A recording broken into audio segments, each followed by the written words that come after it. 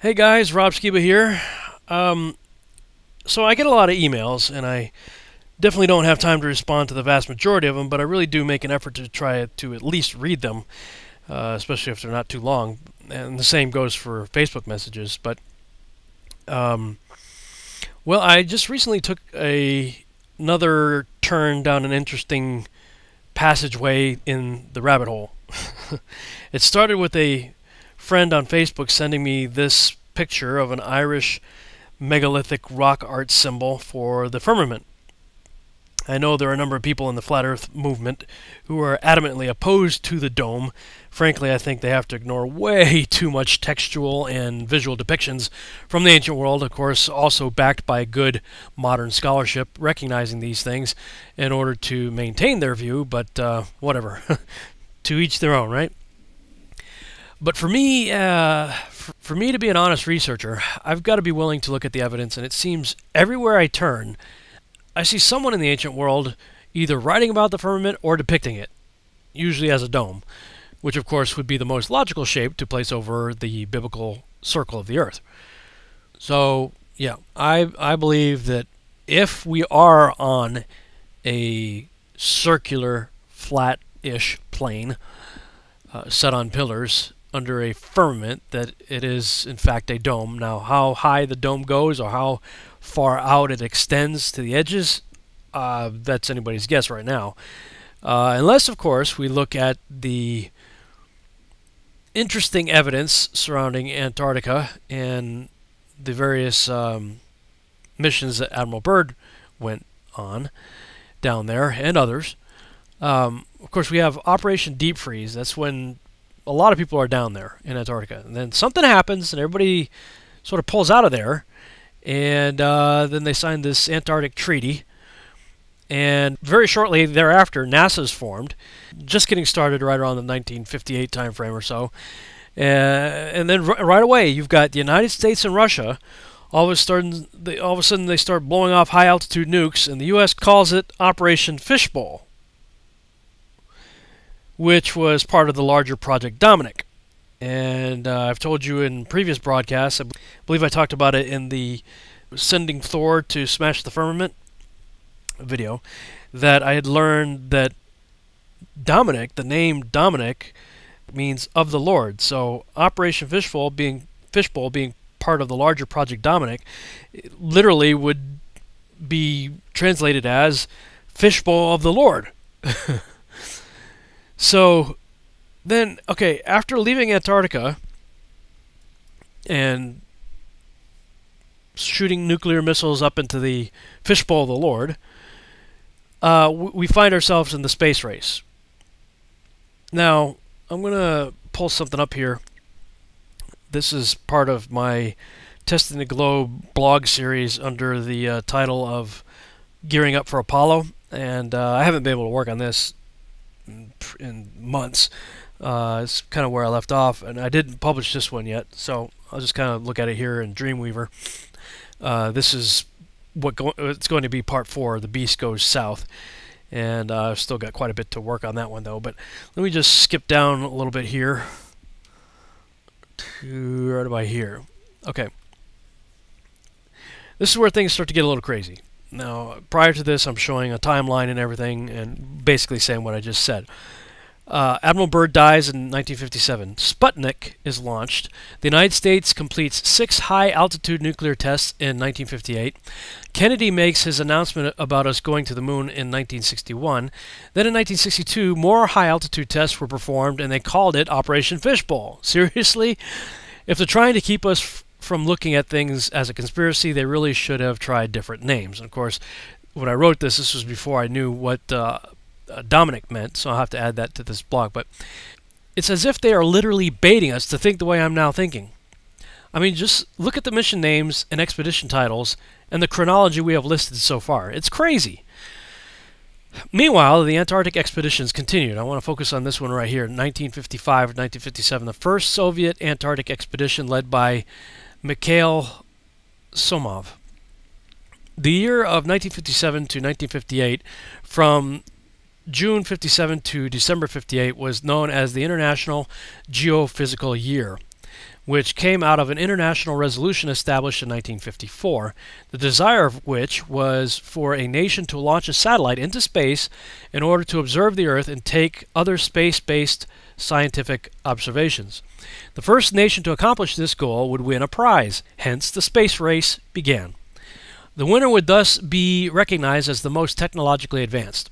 Obviously, the two most likely candidates to even make a reasonable attempt at this goal were the United States and the Soviet Union. On October 4th, 1957, Sputnik was launched, and Russia was the first to achieve the goal of putting an artificial satellite up into space. This, of course, terrified the United States. On November 3rd, 1957, a second Sputnik satellite was sent up. This one was larger and heavier than the first one, and it also contained a dog, which became the first living creature to be sent into orbit. This heavier payload thus proved the Soviets' ability to place something large, such as, a nuclear warhead, atop a rocket and send it high into the atmosphere, and presumably far across the world to hit us.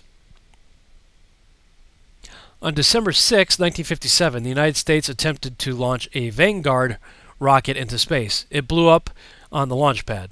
Another launch was quickly prepared, this time with the Explorer satellite, which was a radiation detection probe developed by Dr. James Van Allen. It would be put atop von Braun's Juno rocket, which launched on January 31st, 1958. America thus finally entered the space race, and the Van Allen radiation belt was soon discovered. NASA was formed on October 1st, 1958. The Vanguard 1 satellite was also successfully launched, but the United States was still quite far behind in the space race. Then President John F. Kennedy took the Oval Office, and things were about to change in radical ways. While the United States was setting its sights on beating the Russians in space, trips to Antarctica continued, most notably by the Soviets. We see from 1956 to 1958 we have a second Soviet Antarctic expedition. Then we have from 1957 to 1959 the third Soviet Antarctic expedition, from 58 to 60 the fourth, from 59 to 51 the fifth, and from 1960 to 1962 the sixth. And I made it to be continued here because I was going to continue it in the fifth installment in the Gearing Up for Apollo series. But the point is, we were racing for space, and then we beat the Soviets, and so what? The Soviets just gave up? They said, oh, no need to do anything else. Okay, so we're done. Well, no. They went ahead and took off for Antarctica and continued to do more and more missions down there, while we started doing the whole facade of the Apollo program. Yes, I am now fully convinced that we did not go to the moon, and if you're not on that page yet, well, you've got some homework to do. A funny thing happened to the moon is probably a good place to start. Astronauts Gone Wild. There's lots of different videos out there debunking the Apollo program. But even if you don't believe all those conspiracy videos that are out there, NASA's doing a pretty good job of debunking themselves. Yeah, they discovered the Van Allen belt and supposedly sent astronauts through the thing 12 times, through 6 round trips. But yet they can't figure out the radiation problem with the Orion project here in the 21st century with all our modern technology. We are headed 3,600 miles above Earth, 15 times higher from the planet than the International Space Station. As we get further away from Earth, we'll pass through the Van Allen belts, an area of dangerous radiation. What? As we get further away from Earth, we'll pass through the Van Allen belts, an area of dangerous radiation. One more time. An area of dangerous radiation. Oh. What's wrong with that radiation? Radiation like this could harm the guidance systems, onboard computers, or other electronics on Orion. Naturally, we have to pass through this danger zone twice, once up and once back. That doesn't sound good. Naturally, we have to pass through this danger zone twice, once up and once back. But Orion has protection. Shielding will be put to the test as the vehicle cuts through the waves of radiation. Sensors aboard will record radiation levels for scientists to study. We must solve these challenges before we send people through this region of space. What? We must solve these challenges before we send people through this region of space? I thought this problem was solved over 40 years ago when he sent a bunch of people in jumpsuits and tin cans through it there and back a half dozen times. But I forgot. The Apollo guys, they were clueless regarding the radiation belt. That it didn't affect them. I don't know the distance to the Van Allen radiation belt, and if we did, it wasn't a problem. If we were going to encounter it, then we would have had to build the spacecraft and the spacesuit to not give humans a problem. You don't just build something and hope it works. You study to see what the threats are, the environment is, and then you say, how thick do I have to make the metal on the spacecraft so that going through this kind of radiation or these kind of meteoroids, it won't get hurt. And then we build it that way.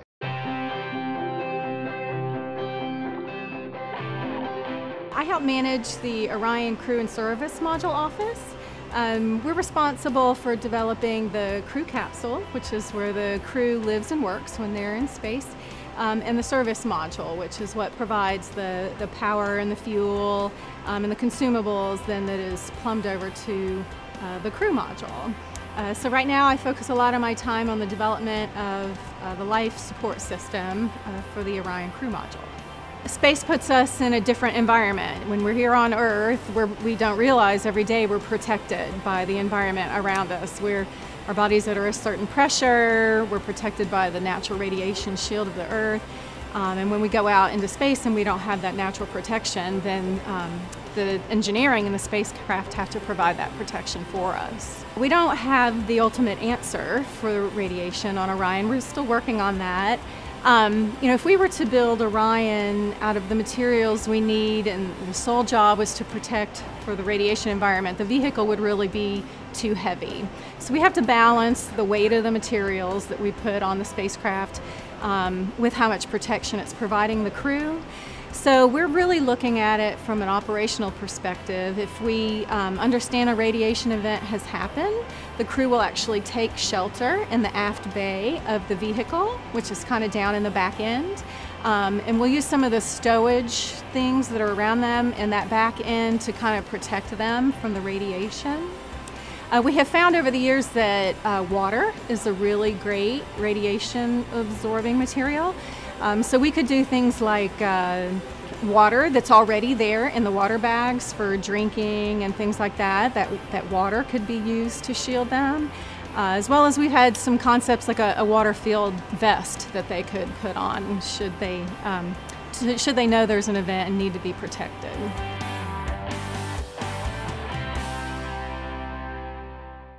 We don't have a clue when it comes to like how to protect them from like radiation. So we're gonna just like put them up there in like water suits. Yeah, we like water suits, and like if we put water all around them, so the radiation could go like into the water, and then they could drink it, and it could be like a Fantastic Four. Everybody they'll come back and be mutants when they get back. But we just got some ideas, Yeah. But don't worry about it. Yeah, I know there are refugees everywhere, and like people are starving and stuff, and like we have homeless all over the place. But if we spend like a few $1 trillion, I think we should be able to figure out how to make water suits for the astronauts in space, and then maybe it'll work out like it did for the guys in Apollo. The belts are 1,000 miles to 25,000 miles above the Earth. We went right out through them. No effects on your cells? Didn't even know it. I don't think anybody, well, maybe somebody said you went through the radiation belt, but we didn't feel it inside, and we didn't get any, added radiation. Yeah, if you pretend that it's not really there, then you can just go right through it. So apparently you had this magic window of time, because now Orion's still very much concerned about it. We've got to solve this challenge before we can put people through it. And yet even before Mercury and Gemini, they were very concerned about it and trying to figure out how to solve the problem, as evidenced in this Smithsonian.com article. News of the hot band of peril immediately cast doubt on whether Laika, the Russian dog, would have been able to survive for a week in space aboard Sputnik 2, as the Soviets claimed in November of 1957. The Soviets said that after 6 days, the dog's oxygen ran out and he was euthanized with poisoned food. It was later learned that Laika, the first live animal to be launched into space, died just hours after the launch from overheating and stress when a malfunction in the capsule caused the temperature to rise. What Van Allen had discovered were the bands of high-energy particles that were held in place by strong magnetic fields and soon known as the Van Allen belts. A year later, he appeared on the cover of Time magazine as he opened an entirely new field of research, magnetospheric physics, and catapulted the United States into the race to space with the Soviet Union. On the same day, Van Allen held his press conference in May 1958. He agreed to cooperate with the United States military on a top-secret project. The plan? To send atomic bombs into space in an attempt to blow up the Van Allen belts, or to at least disrupt them with a massive blast of nuclear energy. Okay, guys, read up on this stuff. All right, this is Smithsonian.com. Check that out. There's another good article on NPR.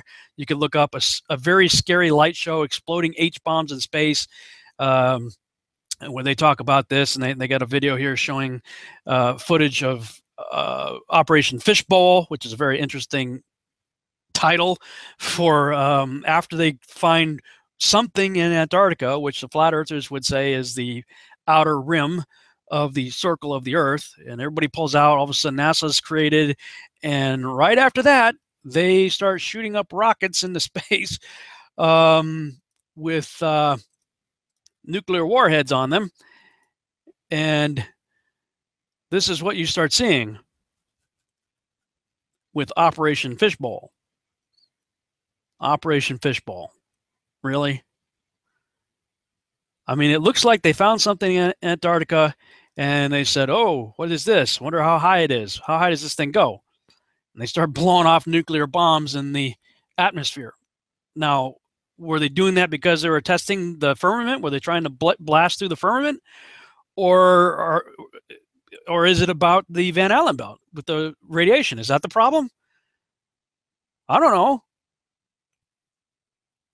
This article goes on to describe, again, the Van Allen energy belts and what they came to understand about them, and discover it, then blow it up. The plan was to send rockets hundreds of miles up higher than the Earth's atmosphere and then detonate nuclear weapons to see, A, if a bomb's radiation would make it harder to see what was up there, like incoming Russian missiles, B, if an explosion would do any damage to objects nearby, C, if the Van Allen belts would move a blast down the bands to an earthly target, Moscow, for example, and most peculiar, D, if a man-made explosion might alter the natural shape of the belts. The scientific basis for these proposals is not clear. Fleming is trying to figure out if Van Allen had any theoretical reason to suppose the military could use the Van Allen belts to attack a hostile nation. He supposes that at the height of the Cold War, the most pressing argument for a military experiment was, if we don't do it, the Russians will. And indeed, the Russians did test atomic bombs and hydrogen bombs in space. No big surprise, they were also down there in Antarctica prior. And oh, by the way, while we supposedly got ahead of them and started to beat them in the alleged space race, you know, we're led to believe they just, we lost and they gave up. No, they sent something like 40 missions down to Antarctica while we were playing around with the so-called Apollo space program. So something's going on here, and these psychopaths, you know, they look up there, they see something, oh, that looks cool, let's blow it up. Oh, we don't really think it's important, even though they have admitted that they know it's there for our protection. Why do we put our fate into the hands of monkey men? These people think they came from monkeys, for crying out loud, and they hold within their grasp technology that could make life for us here on Earth very bad when they do things like they're attempting to do at CERN, to rip holes in the fabric of time and space and recreate what they think is the Big Bang, opening up portals to interdimensional, realms. And now keep in mind, these monkey men think that the whole universe got here when a microscopic dot exploded. So what are they doing? They're slamming microscopic dots together, trying to recreate the Big Bang. I don't really think it takes a very high IQ to think that through. Wait a minute. You think we got here from a microscopic dot exploding, and now you're slamming microscopic dots together, trying to explode them and recreate the Big Bang. Hello? Guys, maybe there's a reason why they put the Hindu god Shiva, the god of destruction, dancing in a portal outside their front freaking door. Bunch of lunatics. And meanwhile, elsewhere, a bunch of other lunatic psychopaths are thinking they can poke holes or blow up the Van Allen belt, the very thing that's up there, put there for our protection. You know, people out there thinking I'm crazy. Also of note, we have all these satellites up there supposedly orbiting the Earth, providing us with GPS, right? GPS coverage. That's what they say. That's what people all believe. I'm now convinced that GPS is all completely ground-based, but regardless, we supposedly have all these thousands of satellites up there, and yet even NASA, they can't even track their own stuff over the so-called Southern Hemisphere. As the spacecraft and the upper stage begin their first lap around Earth, Mission Control in Houston is monitoring the progress of the flight. Orion's over 100 miles up and going about 17,000 miles per hour. Just as it passes over the Indian Ocean, we lose communication.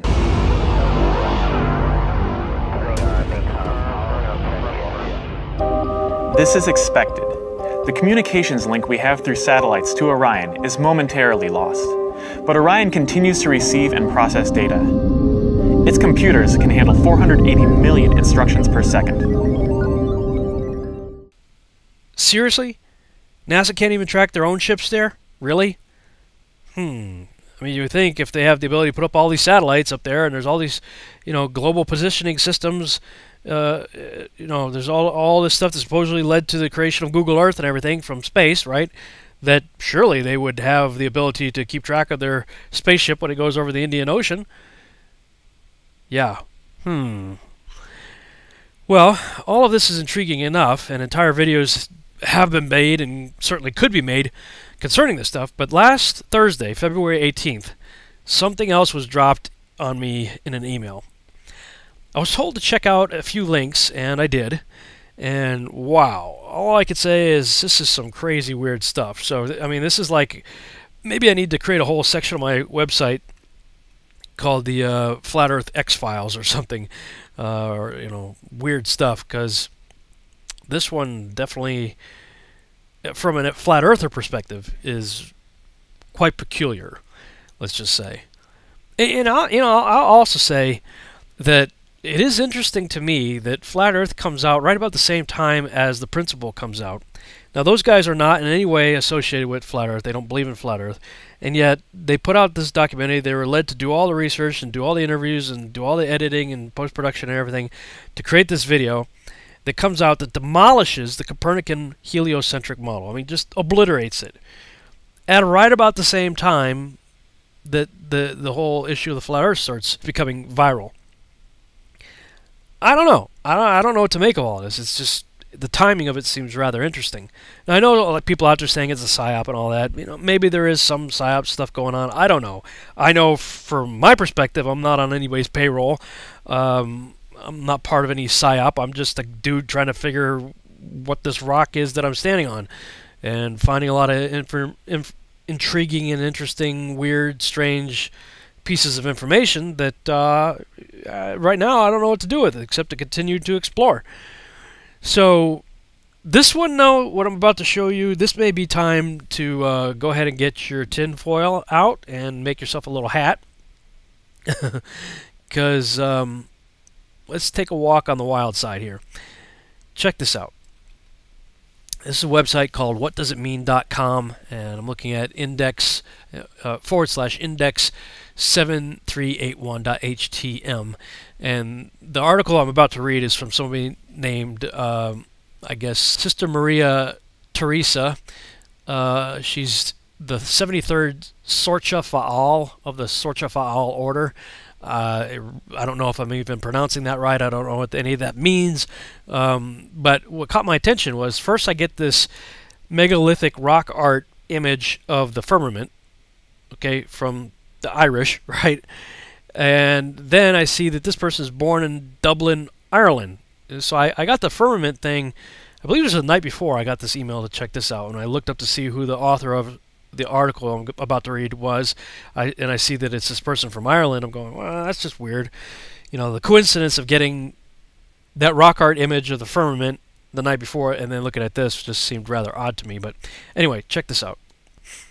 So she wrote an article. It's at whatdoesitmean.com /index 1955.htm. I'll put all these links in the description below, so you can check it out for yourself. Now, this article was written on December 6, 2015. Russia begins transport of Saudi Arabia's mysterious Ark of Gabriel to Antarctica by Sorcha Faal. Okay, a mind-boggling report circulating in the Kremlin today, prepared by the Ministry of Defense, states that the sudden launching yesterday by aerospace forces of 2 satellites are for the protection of the Federation Naval Research Vessel Admiral Vladimirsky, which has just departed the Saudi Arabian port of Jabba after taking on board a mysterious object described as the Ark of Gabriel, whose importance is deemed so vital that President Putin has further ordered naval warships, guided missile cruiser Varyag, and Sovremeny-class destroyer Bystry, I apologize if I'm butchering these words, Boris Chilikin-class fleet oiler Boris Butoma, and the powerful salvage tug Latau, that upon the ending of their current mission in India, they are to rendezvous with the Admiral Vladimirsky in the Southern Ocean, providing it protection as it sails to Antarctica. Now, I guess this is supposedly a picture of this fleet of ships. According to this report, the unprecedented mission being undertaken by the Admiral Vladimirsky research vessel began on 6 November when it departed from Kronstadt on the Federation's first Antarctic expedition in 30 years, and described by the Ministry of Defense as having such critical military-religious significance. Its cargo includes capsules with Russian soil, which will be placed in the areas of military glory and burial sites of Russian sailors at selected ports of call.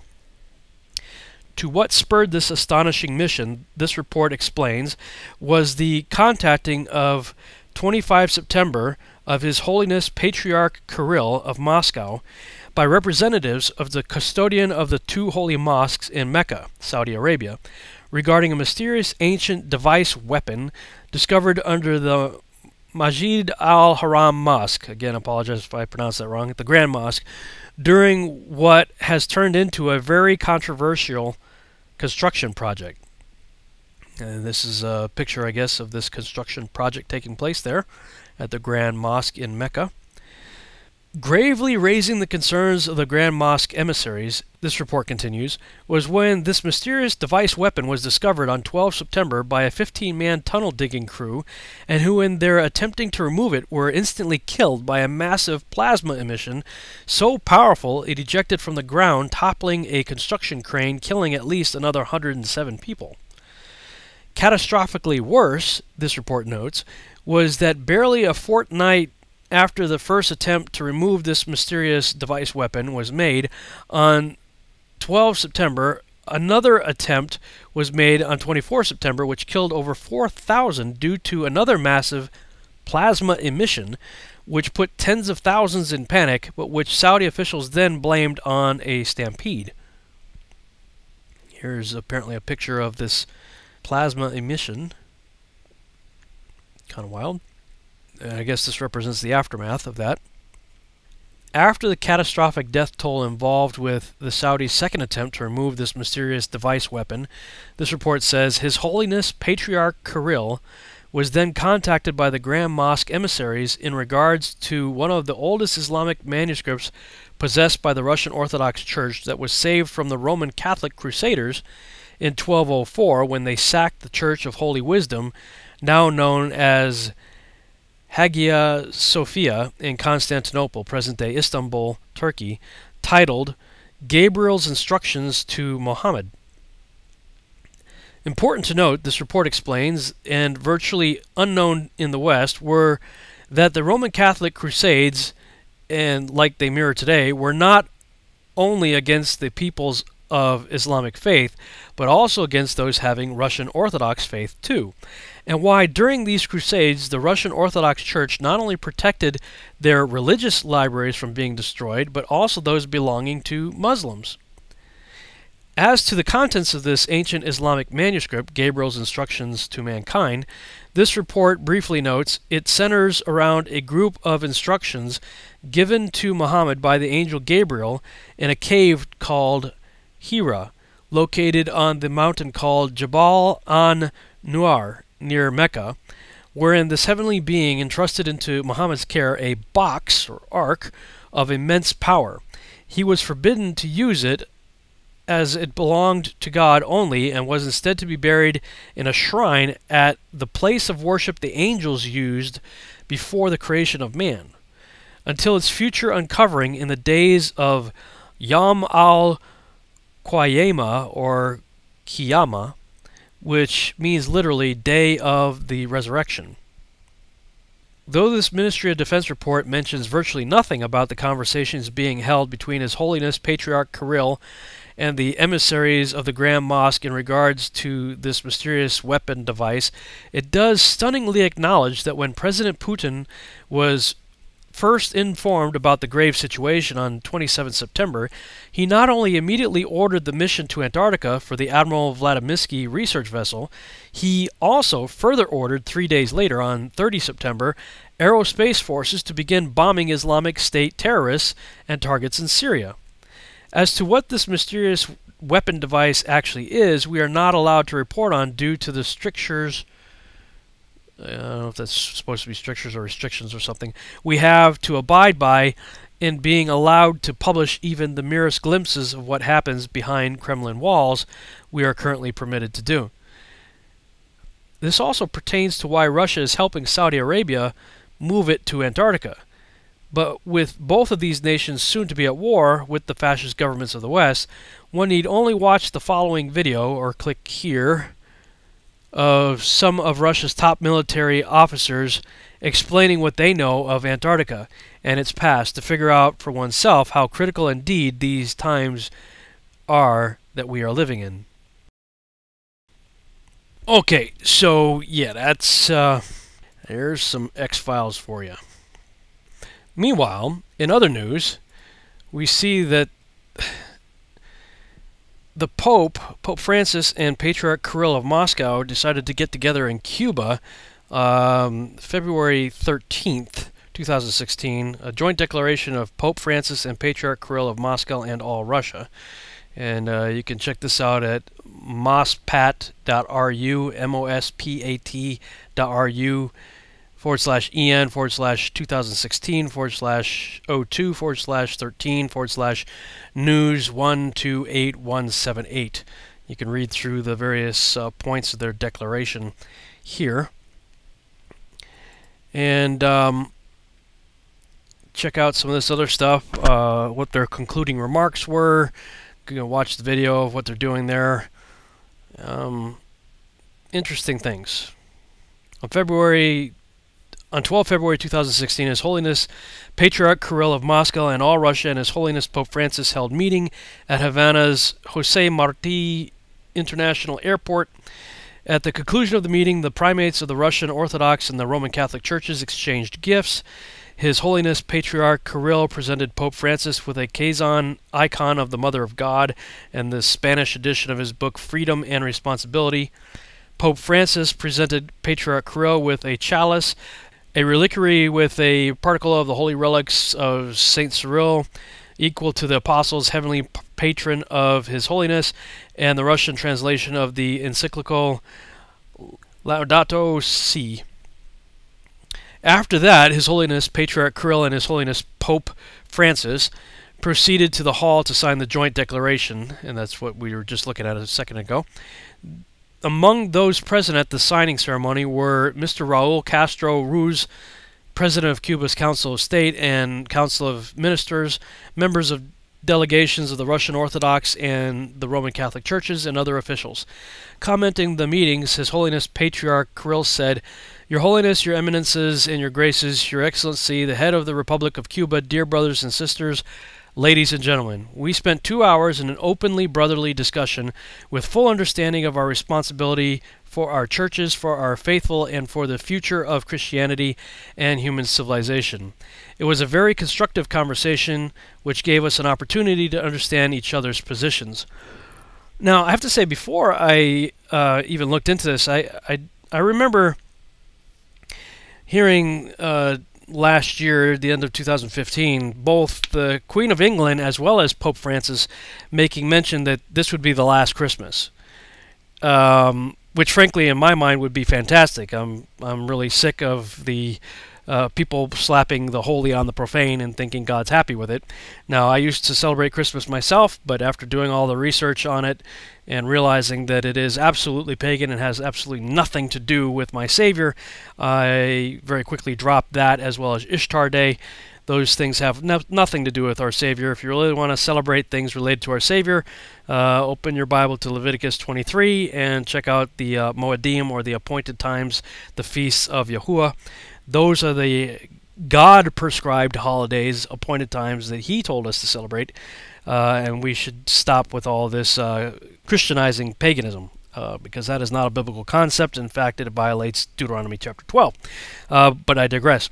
So I don't know what the real meaning behind all that is. If they're just saying, if we don't stop all our hostilities, we'll be escalating into World War III, and there won't be any Christmas after that, or whatever. Or if they think that Nibiru or something is coming, and they know something that this year is their last year, where life as we know it will function. Whatever the case may be, but supposedly that was being said by both the Queen of England as well as the Pope this past December. And I remember reading something or hearing something that part of the reason why the Pope wanted to meet with Patriarch Kirill was that had something to do with the end of the world, or the end is near, or something like that. So he was sending out an urgent call to meet with this guy. So at any rate, they finally get together. They have some discussion here. He continues, the results of this meeting enable me to say that today our two churches can actively work together, protecting Christians all over the world, work together with full responsibility so that there would be no war, so that human life may be respected, basic principles of family, personal, and public morality may be strengthened, and through the church's involvement in the life of today's society, the most holy and blessed name of the Father, the Son, and the Holy Spirit may be glorified. When the ceremony was over, the members of the delegations were introduced to Pope Francis and Patriarch Kirill. After the meeting, Pope Francis left for Mexico. But where did Kirill go? Okay, so these guys get together, they chat and do their thing and sign this contract or whatever, this declaration. Pope goes to Mexico, but this guy goes down to Antarctica. So here's the article that was sent to me on February 18th, shortly after shortly after it was posted. Russia's top religious leader performs ancient ritual in Antarctica over Saudi Arabia's mysterious Ark of Gabriel, again by this same Sorcha Fa'al. In what we can only conclude is one of the most bizarre reports ever circulated in the Kremlin, the Ministry of Defense is reporting today that the global leader of the Russian Orthodox Church, Patriarch Kirill of Moscow, arrived in Antarctica earlier today, where he joined up with the vast Federation naval armada transporting from Saudi Arabia the mysterious Ark of Gabriel, entrusted to Russia's care by the custodian of the two holy mosques, and performed an ancient ritual over it, read from a secret text given to him by Pope Francis just days prior in Cuba, when these leaders of Christianity's top two sects met for the first time in nearly 1,000 years. And so we got a picture of this guy hanging out with the penguins, checking them out. According to the report, which we had previously reported on in our 6 December 2015 report, which is what I had just read a few minutes ago, Russia begins transport of Saudi Arabia mysterious Ark of Gabriel to Antarctica. And I saw something interesting. Let me see if I can find it here in my history list. Okay, yeah. Check this out. Regarding his trip down there, I saw this video. The whole thing's in Russian, but they've got a transcript underneath it here. It says, head of the Russian Orthodox Church, Patriarch Kirill of Moscow and all Russia, spoke to the press in Sao Paulo in on Sunday, describing the moment his plane's windshield smashed mid-flight on the way to Russia's Bellingshausen Antarctic Station on Waterloo Island on February 17th. The Patriarch said, "I learned about it probably the first. I was told at once that it was a very dangerous accident. The cockpit windshield glass literally shattered into small pieces. It was a duplex glass, and this first layer, which can withstand the greatest impact, it shattered into small pieces, and the pilot said that it was very dangerous and we must immediately return to Punta Arenas." He goes on, "Of course I agreed. I proposed to the pilot to fly at an altitude of 3,000 or 4,000 meters so that we were still alive in case of depressurization. When it happened, we were flying at an altitude of 9,000 meters, and there was a little chance we could get to the continent." He said, talking about the pilot, he said the pilot said that there was a guide in which the flight level cannot be changed dramatically in these conditions. If you noticed, we have been flying at a low altitude over virtually the entire Tierra del Fuego for a very long time. Could it be because of the shape of the dome, maybe? I don't know. Just saying. It's kind of weird. "We were at the height when, if the second window would have burst, it would not have led to serious consequences, but for the most part of the flight over the Drake Passage, we were flying at an altitude of 9,000 meters or 29,500 feet. Of course, this was a risky flight." So it's just kind of weird. You know, they have this accident and they've got to stay at a certain altitude, lower altitude. Okay, back to the article here. According to this Ministry of Defense report, I've already read all this, so a lot of this is a repeat. This was already in the previous article. Upon his learning of the grave and global implications associated with this mysterious Ark of Gabriel, this report continues, Pope Francis contacted Patriarch Kirill, requesting an urgent and immediate meeting while warning that the end is near, after which Patriarch Kirill agreed to meet the Roman Catholic Church leader in Cuba on 12 February, an historic meeting between these two leaders that had not taken place between these churches' leaders in nearly 1,000 years. And so here we have Pope Francis and Patriarch Kirill meeting in Cuba, 12 February 2016. Though the exact nature of the talks between Patriarch Kirill and Pope Francis remain classified at much higher level than we're granted access to, Ministry of Defense analysts in this report do state that an ancient secret manuscript was given to Patriarch Kirill by Pope Francis that pertains to the Ark of Gabriel, whose legend behind it claims it was written directly by the Watchers, angels, described in the Book of Enoch. Now that's what really catches my attention. Because if it's talking about the Watchers in the Book of Enoch, when you read that book, most of the book deals with the Watchers of the 200 that landed at Mount Hermon in the days of Jared, that were the angels that sinned and left their first estate that Peter and Jude wrote about, who are bound in everlasting chains. The rest of the angels aren't bound in chains. Lucifer's not bound in chains. Satan, the devil, you know, whatever you want to call him, he's not bound in chains. Neither are his fallen angels that are with him. They are the principalities and powers and spiritual wickedness in high places that we wrestle against. We know that Satan goes about as a roaring lion, seeking who he may devour. So, you know, clearly he's out and about doing his thing. So who are these angels that are bound in chains that Peter and Jude are writing about? Well, there's no frame of reference for what they're talking about except for what we see in the Book of Enoch. These angels, the Watchers that landed at Mount Hermon in the days of Jared, 200 of them, mated with women and were judged by God and bound in chains and put in Tartarus. Well, if this artifact was, and if this story is real, and if any of this has any legitimacy to it at all, and they're saying that this is connected to the Watchers in the Book of Enoch, then this is pre-flood. This is a pre-flood technology that has apparently been discovered. So, again, cue the X-Files music here. And just hours ago, this report concludes, Patriarch Kirill, while using this secret text given to him by Pope Francis, performed an ancient ritual over the Ark of Gabriel in the Russian Orthodox Holy Trinity Church, the only church in Antarctica, and where immediately thereafter this mysterious artifact was transported into the vast interior of this cold and foreboding continent by a highly specialized Spetsnaz, Special Forces unit, to a destination and purpose not identified by the Ministry of Defense. Anybody that I've talked to or heard anything from, I've met a guy who was stationed down there working as a contractor for Lockheed Martin and Raytheon. Anybody I've had the opportunity to ask, I say, hey, have you or did you ever hear of anybody going further inland from the coast of Antarctica than 800 or 1,200 miles max? And so far, I haven't found anybody that's gone further than that, 800 to 1,200 miles. So what does that mean? I mean, if this article is true, and if this isn't just tabloid, nonsense, then an artifact potentially from the pre-flood world was brought to the interior, to a destination not identified by anybody, after the Pope meets with the Patriarch and he decides to go from Cuba to Antarctica, of all places.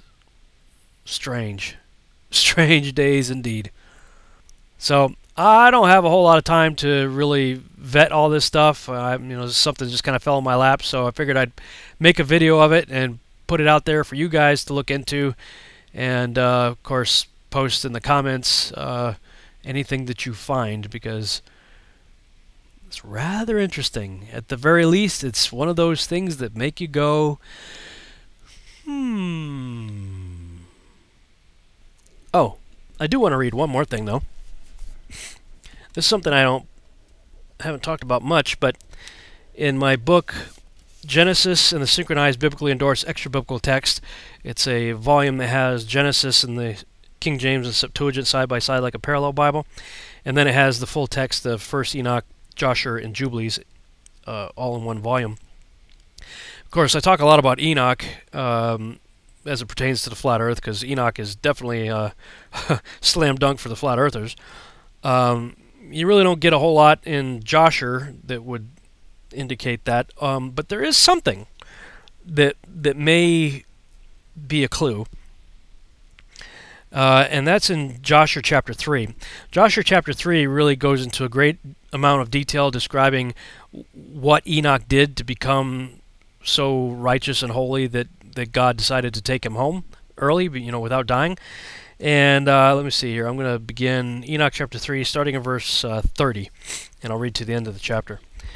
It says, And Enoch then ordered a voice to be proclaimed, saying, Where is the man who delighteth to know the ways of the Lord his God? Let him come this day to Enoch before he is taken from us. And all the sons of men assembled and came to Enoch that day, and all the kings of the earth with their princes and counselors remained with him that day. And Enoch then taught the sons of men wisdom and knowledge, and gave them divine instruction, and he bade them serve the Lord and walk in his ways all the days of their lives. And he continued to make peace amongst them. And it was after this that he rose up and rode upon the horse, and he went forth, and all the sons of men went with him, about 800,000 men, and they went with him 1 day's journey. And the second day he said to them, Return home to your tents. Why will ye go? Perhaps ye may die. And some of them went from him, and those that remained went with him 6 days' journey. And Enoch said to them every day, Return to your tents, lest you may die. But they were not willing to return, and they went with him. And on the 6th day some of the men remained and clung to him, and they said to him, We will go with thee to the place where thou goest, as the Lord liveth, death only shall separate us. And they urged so much to go with him, that he ceased speaking to them, and they went after him and would not return. And when the kings returned, they caused a census to be taken, in order to know the number of remaining men that went with Enoch. And it was upon the 7th day that Enoch ascended into heaven in a whirlwind, with horses and chariots of fire. And on the 8th day all the kings that had been with Enoch sent to bring back the number of men that were with Enoch in that place from which he ascended into heaven. And all those kings went to the place, and they found the earth there filled with snow. And upon the snow were large stones of snow. And one said to the other, Come, let us break through the snow, and see, perhaps the men that remained with Enoch are dead, and are now under the stones of snow. And they searched, but could not find him. for he had ascended into heaven. Now, most people who study the pre-flood world would acknowledge that there was no rain on the earth before the flood. That was something new. Well, I mean, if that's true, then there was likely no snowfall on the earth either, so not due to precipitation.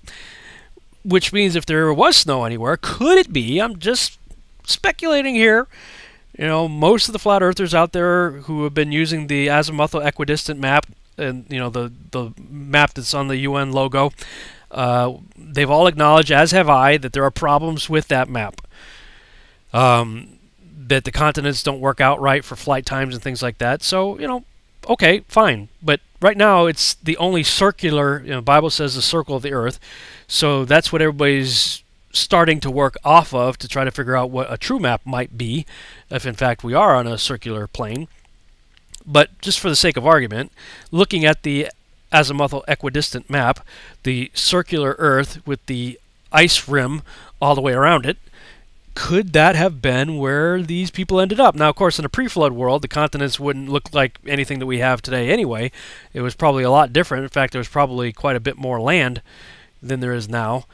So maybe there was a land bridge that could take you there. I don't know. It just seems rather, like I said, it's one of those things that make you go, Hey, like I said, this is a tinfoil hat X-Files. Could be pure fiction, could be tabloid nonsense. Then again, there could be something to it. So I will leave it to you guys to search and see if these things be true. Feel free to post your comments and findings below. And you know what? I think I'm going to make a section dedicated to weird stuff on the Testing the Globe website, because I have a feeling that there's plenty of other strange things just like this that need a home on my website, so I'll just have to create a whole link and a page dedicated to the weird, bizarre, strange type stuff. Maybe I'll call it the Flat Earth X-Files or something. We'll see. So if I do, I'll let you guys know about it. You can post any of your findings in the comment section on that page as well. All right, so there you go.